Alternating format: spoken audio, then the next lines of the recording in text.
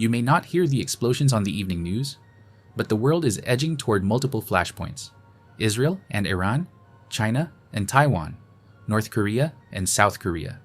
Several developed nations, armed, modern, and deeply entangled, are not just in cold standoffs. They're rearming, mobilizing, running drills, and quietly preparing for war. These aren't just regional tensions. They're signals of a world sleepwalking into confrontation. Let's break down where these conflicts are brewing and why they matter. The return of major power confrontation. For decades, global conflict mostly meant proxy wars, not direct clashes between superpowers. The Cold War, with its near misses and nuclear brinkmanship, left a lasting lesson. Escalation between great powers is a path to mutual destruction. It was a terrifying standoff, but it had rules, boundaries, lines that, while tense, weren't crossed. And after the fall of the Soviet Union, there was a hopeful moment when it seemed those days might be behind us for good. But now, that fragile hope is cracking. We're witnessing something the world hasn't seen in a generation: direct, state-to-state confrontations between some of the most heavily armed nations on Earth. These aren't just skirmishes or asymmetric conflicts. They're coordinated military operations, full-spectrum mobilizations, and open threats between nuclear powers. War games are no longer just drills. They're dress rehearsals. Defense budgets are surging, alliances are hardening, and rhetoric is heating up. Institutions are fraying, norms are being ignored. The idea of rules-based international order is increasingly questioned, sometimes openly mocked. In short, the guardrails are disappearing. Understanding this moment isn't optional, because what's happening now will shape the next century: how nations interact, how wars are fought, and how peace is preserved or lost. Israel versus Iran. The shadow war turns hot. For over a decade, Israel and Iran have waged a hidden war in the shadows. It's been a game of deniable operations, covert cyber attacks, shadowy assassinations of nuclear scientists, mysterious explosions at military facilities, and unclaimed drone strikes. Each side hit the other, quietly and carefully, always staying just below the threshold of open war. The world watched, wary but not yet alarmed. But 2024 changed the rules. That quiet conflict exploded into something far more dangerous. Iran-backed militias operating from Lebanon, Syria, and Iraq launched direct attacks into Israeli territory, rocket barrages, drone swarms, and coordinated strikes aimed at overwhelming Israel's defenses. These weren't symbolic gestures. They were designed to send a message. Iran was no longer content with the shadows. Israel responded immediately and forcefully. But this time, the response wasn't limited to tit-for-tat airstrikes in Syria. It reached deep into Iranian proxy networks across the region. Targets included weapons depots, command centers, and key infrastructure tied to Iran's Islamic Revolutionary Guard Corps. The message in return was equally clear: cross the line and we will hit back hard. Meanwhile, Iran's nuclear ambitions marched forward. With international inspectors increasingly sidelined and diplomatic talks stalled, Tehran's uranium enrichment program has accelerated. Centrifuges are spinning faster, and enrichment levels are nearing weapons-grade thresholds. For Israel, this isn't a distant concern, it's an existential threat. Israeli leaders have made their position clear, again and again. They will not allow Iran to become a nuclear power.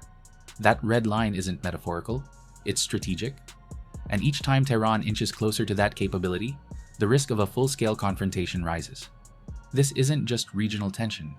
It's a slow-motion collision between two determined adversaries, one that could pull the entire Middle East and beyond into the fire. The Middle East powder keg is no longer contained. For years, the Middle East operated under a fragile and brutal equilibrium. Israel, armed and backed by the United States, operated with relative impunity. Iran, boxed in by sanctions and isolation, relied on an intricate web of proxies: Hezbollah in Lebanon, militias in Iraq and Syria, and support for Hamas in Gaza. This uneasy dynamic allowed for endless tension but limited confrontation. That balance is now breaking down. What we're witnessing today isn't just another round of Middle Eastern flare-ups. It's a fundamental shift in how power is projected and who is involved. Iran is no longer operating solely through proxies. Its influence is becoming more overt, more direct, and more strategic. Meanwhile, Israel is expanding its alliances beyond traditional Western partners. Recent normalization deals with Gulf states like the United Arab Emirates, Bahrain, and increasingly Saudi Arabia have tilted the regional calculus. At the same time, new global alliances are forming. Iran is strengthening ties with China and Russia, while Israel remains a linchpin of Western defense architecture in the region. These aren't just symbolic friendships. They come with weapons deals, intelligence sharing, and coordinated diplomacy. In this new reality, a direct military clash between Israel and Iran wouldn't be contained. It would reverberate across continents. The US has already been drawn in, politically and militarily. Europe, reliant on Middle Eastern energy and stability, wouldn't remain on the sidelines. And with China and Russia invested in Iran's strategic future, even indirect involvement from those powers could transform a regional war into a global crisis. Oil markets would disrupt, refugee flows could surge, borders might be redrawn, entire governments could collapse. The question isn't whether tensions will rise, they already are. The real question is whether the world has any levers left to pull, any diplomats bold enough or institutions strong enough to de-escalate before it's too late. China and Taiwan, a standoff in slow motion. For decades, the Taiwan Strait was a geopolitical paradox, tense yet stable. Taiwan functioned as a de facto independent nation, democratically governed, economically advanced, and culturally distinct. Meanwhile, Beijing claimed it as a breakaway province, destined to return to the mainland fold. Everyone knew the stakes were high, but as long as both sides maintained the status quo, conflict was avoided. That delicate balance is now eroding.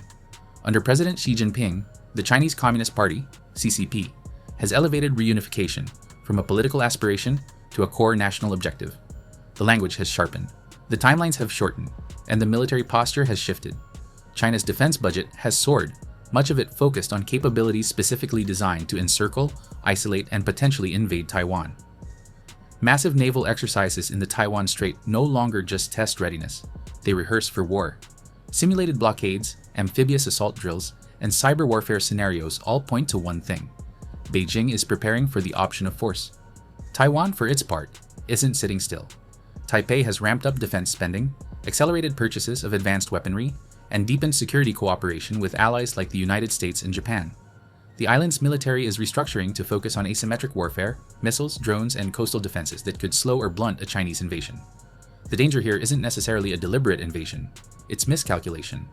A jet veers too far. A naval vessel fires a warning shot that's misread.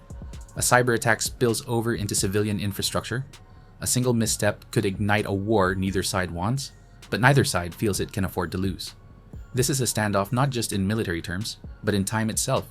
Every month, the pressure builds, and the world holds its breath, wondering if the next global war will begin. Not with an invasion, but with a misunderstanding. The Pacific flashpoint could spiral fast. At first glance, Taiwan might seem like just another island in a contested sea. But look closer, and it becomes clear. Taiwan is the beating heart of the modern world's most essential technology. It's not just a democracy standing in the shadow of a superpower, it's the global epicenter of advanced semiconductor manufacturing.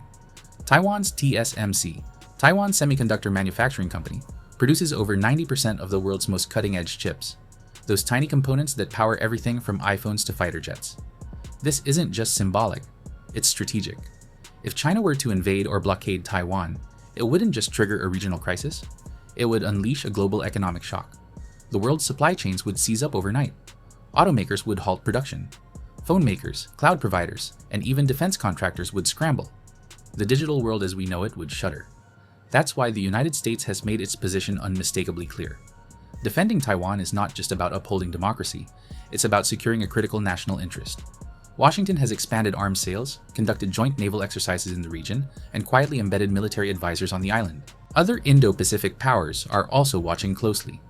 Japan has labeled the Taiwan conflict a direct threat to its national security. Australia has revised its defense posture. South Korea is running simulations. Even India is recalibrating its strategy. But here's the paradox. Both sides, China and the US, continue to claim they don't want war.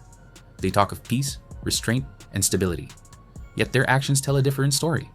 They're stockpiling, drilling, building coalitions, preparing for a war they hope never comes. That's what makes this so dangerous. When both sides think the other is bluffing, when peace is spoken, but war is rehearsed, the stage is set for a single misstep to light the fuse. North Korea and South Korea, the forgotten war that never ended. The Korean War began in 1950. 75 years later, it still hasn't officially ended. An armistice paused the fighting in 1953, but a peace treaty was never signed. Technically, the two Koreas remain at war. And in 2025, that long-dormant conflict is heating up once again. North Korea has escalated dramatically. Missile tests are now a near-weekly occurrence, some flying directly over Japan, others launched in coordinated salvos, simulating nuclear strikes on South Korean and US targets. Kim Jong-un has made no secret of his intent to be recognized as a nuclear power and to make the world live with it. South Korea, in turn, has shifted its posture from cautious deterrence to active preparation. Massive joint military drills with the US have resumed, including live fire tank exercises and simulated counterstrikes. Seoul's political rhetoric has also sharpened. Calls for preemptive strike capabilities are no longer fringe, they're mainstream. What makes this standoff especially volatile is that both sides are locked in a permanent state of readiness. The Demilitarized Zone, DMZ, is one of the most heavily fortified borders in the world. A single miscalculation, a stray shell, a mistaken radar reading, or a rogue provocation could trigger an overwhelming retaliation from either side. And the regional dynamics are shifting. Kim Jong-un is no longer isolated. He's deepening ties with Russia and China, trading North Korean artillery shells and drones for much-needed fuel, advanced surveillance tech, and diplomatic cover at the UN. That triangle of support emboldens Pyongyang and complicates international response. This isn't just a Cold War relic, it's an unresolved powder keg, one that could erupt into a devastating war in days, even hours. The world may have stopped paying close attention, but the peninsula hasn't stopped preparing for the worst. Nuclear risks are not theoretical. It's easy to think of nuclear war as a relic of the Cold War, something consigned to history books and grainy archive footage. But in 2025, the threat is anything but theoretical. In fact, it's more relevant and more dangerous than it has been in decades. Each of the flashpoints we've explored, Israel versus Iran, China versus Taiwan, North versus South Korea, carries the potential to escalate into a nuclear exchange. These aren't distant hypotheticals. These are proverbial volcanoes, involving nations that either have nuclear weapons or are alarmingly close to acquiring them. Israel has never officially confirmed its nuclear arsenal, but it's an open secret. The country is widely believed to possess a sophisticated and deliverable stockpile. North Korea, meanwhile, has tested multiple nuclear warheads and claims to have miniaturized them for missiles. And then there's Iran, currently enriching uranium to levels just shy of weapons grade, with international inspectors increasingly locked out. This changes everything. A conventional war is horrific, but a nuclear misstep is apocalyptic. One misread radar blip, one overreaction, one retaliatory launch, and suddenly, we're not talking about troop movements or territorial gains. We're talking about the vaporization of cities, mass civilian casualties, global fallout, both literal and political. And here's the terrifying truth. The decision-making window is shrinking. Hypersonic missiles, AI-assisted targeting, automated defense systems. These technologies reduce reaction time and increase the chances of catastrophic error. We are once again living in a world where the wrong 10 minutes could change the course of human history. This isn't fear-mongering. It's physics. It's geopolitics. It's reality. The nuclear era never ended. It just became easier to ignore until now. The stakes have returned. And they are existential. Why global powers are stockpiling weapons again. Across continents, military budgets are ballooning. Weapon systems, once dormant after the Cold War, are now being modernized or replaced entirely with faster, deadlier alternatives. China is rapidly expanding its nuclear arsenal, not just in numbers, but in capabilities. Hypersonic glide vehicles, submarine-launched ballistic missiles, hardened silos under the Western Desert. The goal isn't just parity with the US, it's strategic ambiguity and overwhelming regional dominance. In response, the United States is fortifying its Pacific footprint. Old airfields in Guam, Palau, and the Philippines are being refurbished. War games in the Indo-Pacific have resumed with urgency. Billions are being funneled into next-gen bombers, submarines, and space-based missile defense. South Korea, meanwhile, isn't waiting on the US nuclear umbrella. Seoul is fast-tracking its own hypersonic missile program and expanding deterrence strategies that include precision strike capabilities deep inside North Korea. In the Middle East, a different kind of arms race is unfolding. Iran and Israel are locked in a digital Cold War, one built not on tanks, but on code. Malware, intelligent surveillance tools, quantum-resistant encryption. The cyber battlefield is active around the clock, with critical infrastructure, power grids, water systems, military comms constantly under threat. This surge in weapon stockpiling isn't random, it's deeply calculated. Nations are engaging in strategic posturing, building up arsenals to project strength and deter aggression. But here's the paradox. The very effort to prevent war can under pressure provoke it. The more weapons exist in readiness, the more they shape the logic of escalation. They create pathways where, in a moment of fear or misinterpretation, leaders may feel compelled to strike first. This isn't just about capability, it's about psychology. And in a world bristling with weapons, deterrence, and danger, now walk a razor's edge. Is there any room for diplomacy? The good news? Channels still exist. Talks between Iran and the EU, quiet back channels between China and the US, South Korea pushing for military confidence building measures.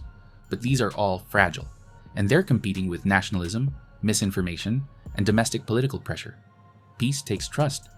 And right now, there's not much of that left. So here's the question. If we're drifting toward war, who's steering the wheel?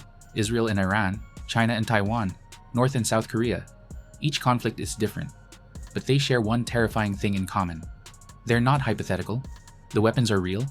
The troops are mobilized. The flashpoints are blinking red. If we want peace, we need awareness. Because silence doesn't prevent war. It just lets it surprise us. If you enjoy being aware and less surprised, like this video. And subscribe for deep dives into the world's most pressing geopolitical issues. Tell us in the comments, which flashpoint do you think is closest to exploding and what could stop it? Thanks for watching. Stay blessed and stay curious.